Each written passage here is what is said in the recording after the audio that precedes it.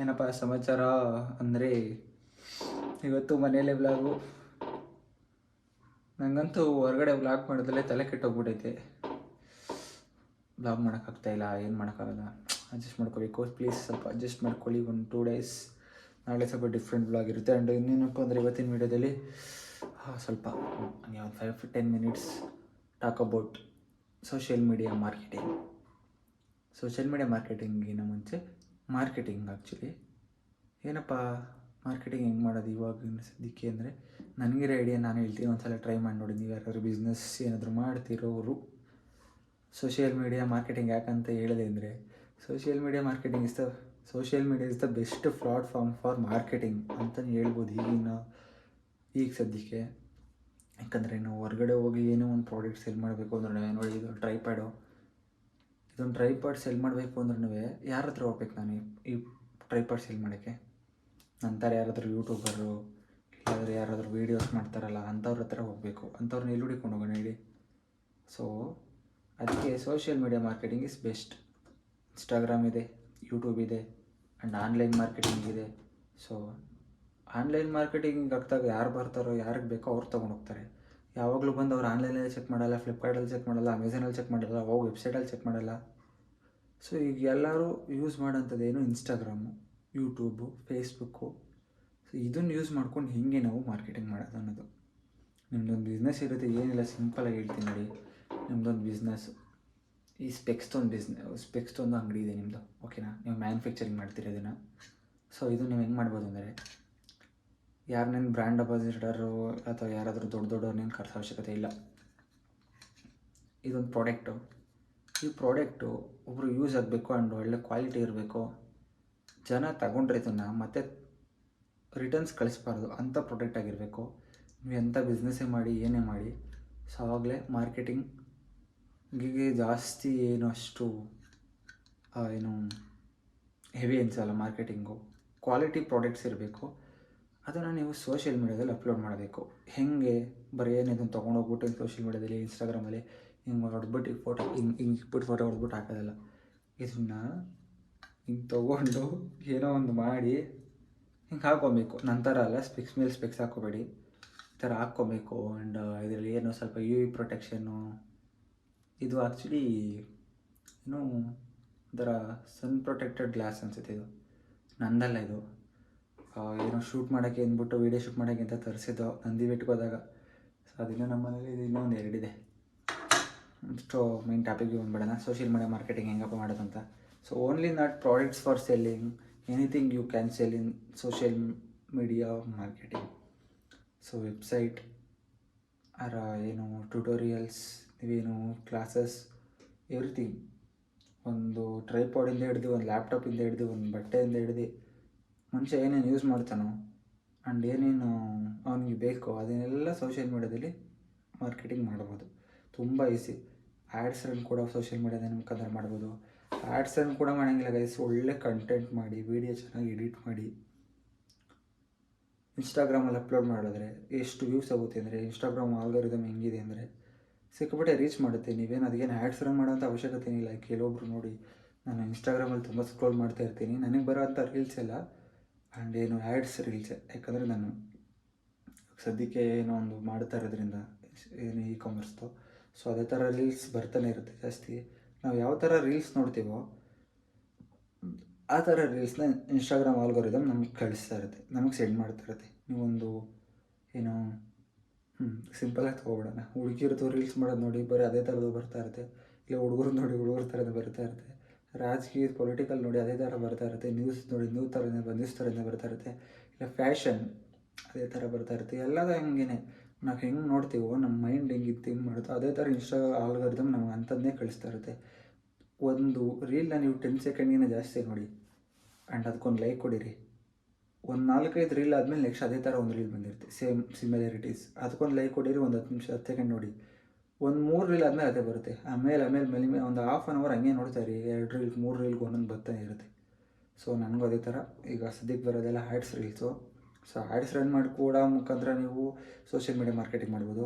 ಇಲ್ಲಾಂದರೆ ಒಳ್ಳೊಳ್ಳೆ ವೀಡಿಯೋನ ಕ್ರಿಯೇಟ್ ಮಾಡಿ ಎಡಿಟ್ ಮಾಡಿ ಹಾಕಿದ್ರೆ ಸಿಕ್ಕಾಪಟ್ಟೆ ವ್ಯೂಸ್ ಆಗುತ್ತೆ ಗೈಸ್. ಫಸ್ಟು ಮಾರ್ಕೆಟಿಂಗು ನಮ್ಗೆ ಸೇಲ್ಸ್ ಬರಬೇಕು ಅಂದರೆ ಚೆನ್ನಾಗಿ ಟ್ರಾಫಿಕ್ ಆಗಬೇಕು. ಟ್ರಾಫಿಕ್ ಮೀನ್ಸ್ ಗಾಡಿ ಬಸ್ ರೋಡಲ್ಲಿ ಹೋಗೋ ಟ್ರಾಫಿಕ್ ಅಲ್ಲ, ಅಂದರೆ ಏನು ಹ್ಯೂಮನ್ ಟ್ರಾಫಿಕ್ ಅಂತೀವಿ ಇನ್ನು ಸೋಷಿಯಲ್ ಮೀಡ್ಯಾದಲ್ಲಿ. ಅಂದರೆ ಜನಗಳು ಜಾಸ್ತಿ ಅದನ್ನು ನೋಡೋಂಗಾಗಬೇಕು, ಅದನ್ನು ನಮ್ಮ ಪ್ರೊಫೈಲ್ನ ಬಂದು ಚೆಕ್ ಮಾಡೋಂಗಾಗಬೇಕು, ಜನಗಳಿಗೆ ಜಾಸ್ತಿ ತಲುಪಬೇಕು ಅಂಥದ್ದೊಂದು ಕಂಟೆಂಟ್ ಸೋಷಿಯಲ್ ಮೀಡ್ಯಾದಲ್ಲಿ. ಅಂಥದ್ದೊಂದು ನಿಮ್ಮದೊಂದು ಪ್ರಾಡಕ್ಟ್ಸ್ದು ವೀಡಿಯೋ ಹಂಗೆ ಎಡಿಟ್ ಆಗಿರಬೇಕು. ಬ್ಯಾಕ್ಗ್ರೌಂಡ್ ಮ್ಯೂಸಿಕ್ಕು ಎಲ್ಲನೂ ಮ್ಯಾಟ್ರ್ ಆಗುತ್ತೆ.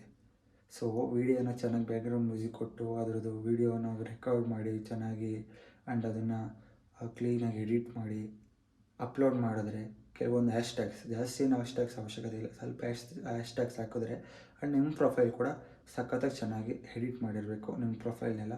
ಸೊ ಮಾಡಿದ್ರೆ ಅದೇ ಥರದ್ದು ಒಂದಲ್ಲ ಒಂದು 10 ರೀಲ್ಸ್ ಹಾಕಿ.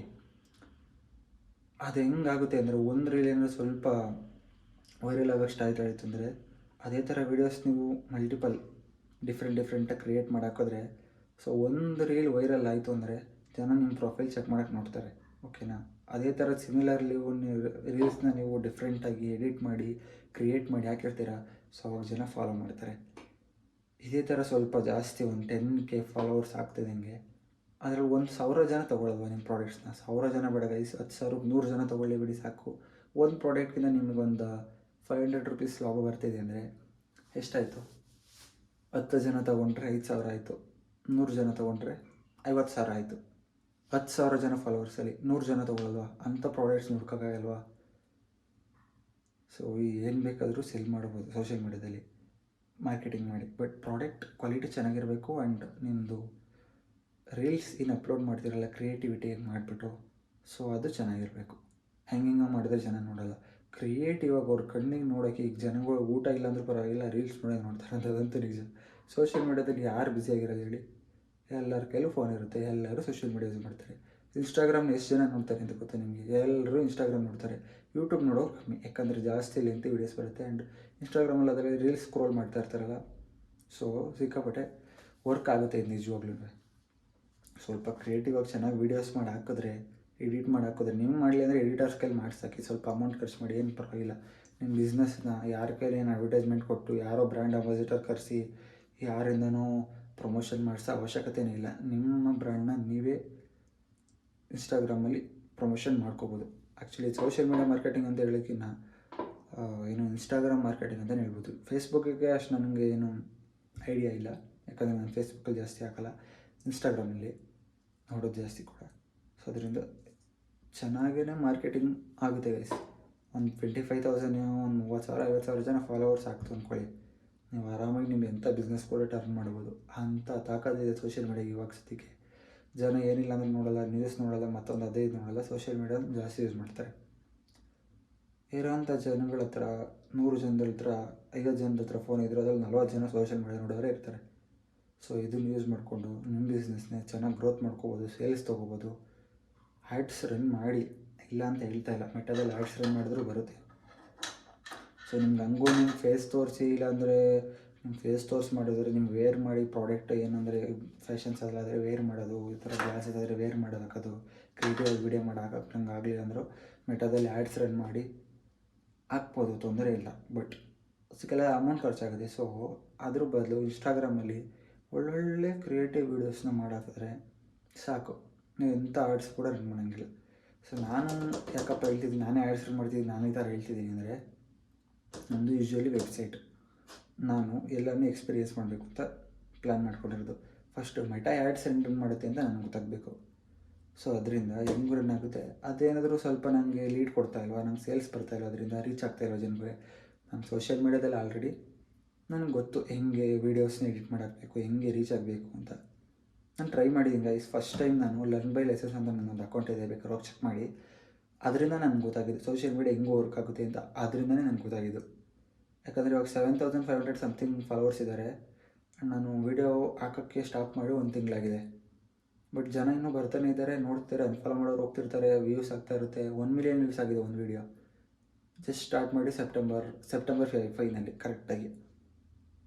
ಸೊ ಸೋಷಿಯಲ್ ಮೀಡ್ಯಾ ಯೂಸ್ ಮಾಡ್ಕೊಂಡು ಮಾಡ್ಬೋದು. ಅದರಲ್ಲಿ ನಾನು ಸೇಲ್ಸ್ ಮಾಡೋಕ್ಕಾಗಲ್ಲ, ಯಾಕಂದರೆ ಅದು ಓನ್ಲಿ ಕೋಟ್ಸ್, ಶ್ರೀಕೃಷ್ಣಂದು ಕೋಟ್ಸ್ ಹಾಕೋದು.